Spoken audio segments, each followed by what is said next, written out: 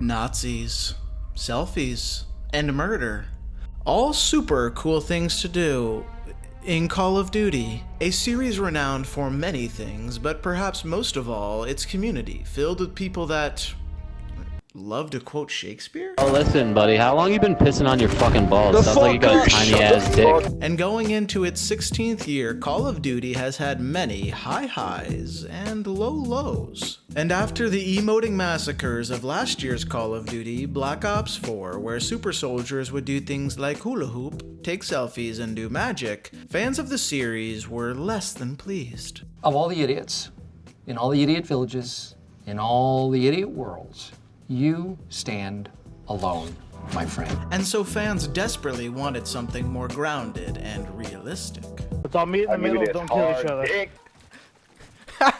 And this call to realism was the perfect opportunity to return to modern day, where warfare is done with guns, missiles, and most realistically words. That's my big fat throbbing train of thought. What the fuck, Richard? After 16 years of Call of Duty, players have thickened their skin, sharpened their tongues, and become bigger dicks? Fucking idiot. You're a bitch. But Modern Warfare is much more than a verbal war zone. It looked and felt much better than any of its predecessors, and it's not even really close. Every time you kill someone under those buttery smooth mechanics, you can't help but say, fuck.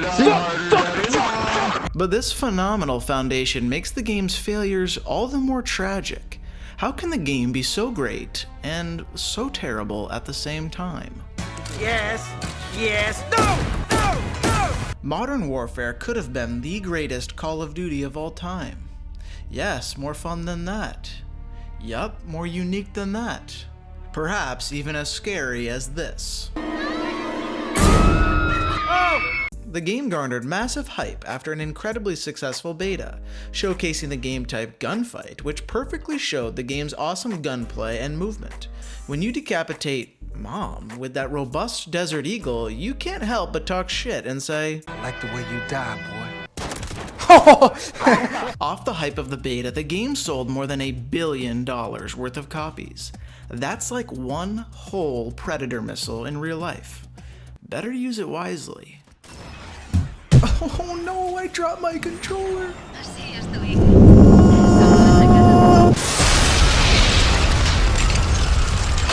My bad. The hype train had taken off, and only the bane of Call of Duty, the jetpack, could possibly stop it.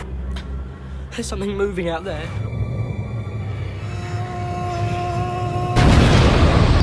My bad. But perhaps the best place to start with Modern Warfare is with one of its greatest attributes and greatest weaknesses: guns. Look what we got! When you shoot any gun in Modern Warfare, you can really feel yourself penetrating that guy hard from behind with your bullets.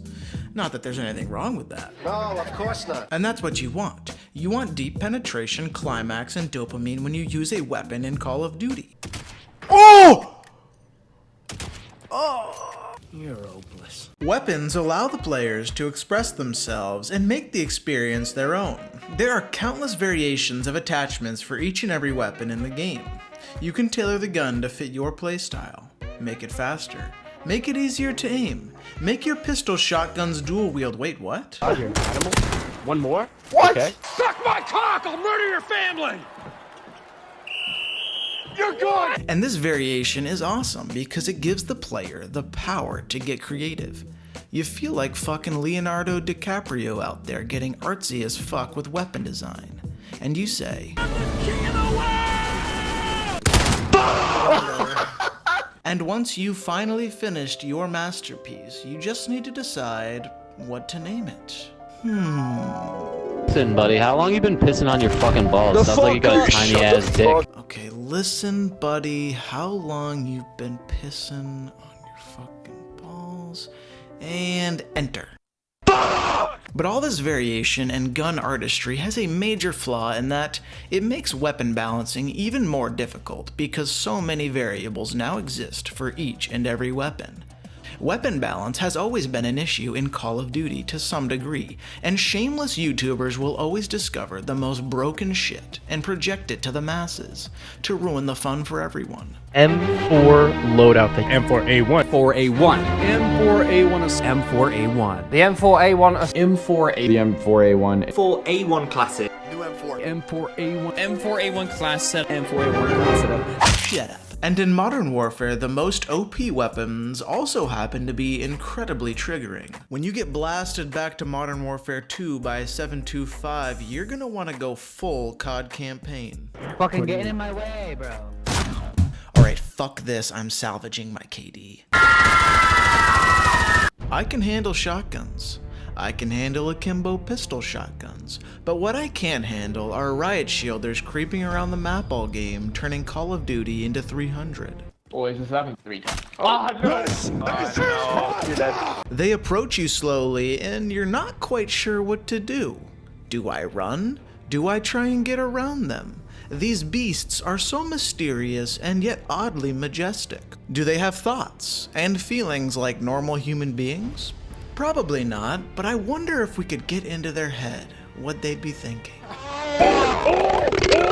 For such immense visual beauty and awesome mechanics, Modern Warfare's audio leaves much to be desired. First of all, why is my super soldier screeching? Throwing stun! At the top of his lungs, you might as well just do this. Hey! Hey, you! Over here! Over here! This way! Ow! But the main audio issue in Modern Warfare are the footsteps. Footsteps are so loud and powerful in Modern Warfare that every single match turns into this. Nobody move! Nobody move! Fuck. Well, that can't be good. And when moving results in death, there is really only one proper strategy. Don't move. camping in the corner makes me so good. Camping in the corner makes me so good. And so when you've died to the same guy in the same window on Piccadilly 13 times, you dedicate your entire existence to killing him and go full COD campaign again. We go forward like a breath exhaled from the earth, with vigor in our hearts and one goal in sight. We will kill him. Okay, boys, the camper's lair is located in a restaurant in St. Petrograd. I'll take point with Riot Shield. Mom, Yeehaw Boy 69, and Moist Wizard cover my 6. Let's do this. Goddamn! Claymores. They're a bitch, used by bitches to give you stitches. Claymores may be the bane of every Modern Warfare player's existence. They are untrippable, undetectable, and lethal. When you see those 2 red prongs, you say, "That's not good." And then you hear, "Okay, that's not good." Camper mines are somewhat typical and expected in a Call of Duty, but the greatest tragedy of Modern Warfare is that the maps are just terrible. Or, in the words of a Call of Duty player, Go phone and I didn't take a bunch of painkillers and overdose. Every single map is a labyrinth filled with hidden doors, passages, corners, more corners, and mysterious jump spots. And even after you've poured hundreds of hours into the game, you'll walk into one of the 1,000 rubble-filled buildings and say, I have no memory of this place. I think I go right? The developers wanted to create more dynamic, complex, and strategic maps, forsaking the classic 3-lane structure, but they failed to remember that they were developing a Call of Duty, which will be played by Call of Duty players who proved long ago during the Modern Warfare 2 massacres that they were willing to do anything, no matter how vile, to kill people. So much death. What can men do against such reckless hate? Modern Warfare is a modern tragedy because it forces good, honest Call of Duty players like myself to become the monstrous campers they've been fighting against their whole lives. In Modern Warfare, you either die a rusher or live long enough to see yourself become the camper. Alright, back to camping. My man Manderson is perhaps one of the greatest human beings since Jesus. And you all should give him a booyah in the chat. And thanks to all my other patrons. You guys are cool. Very cool. Poop.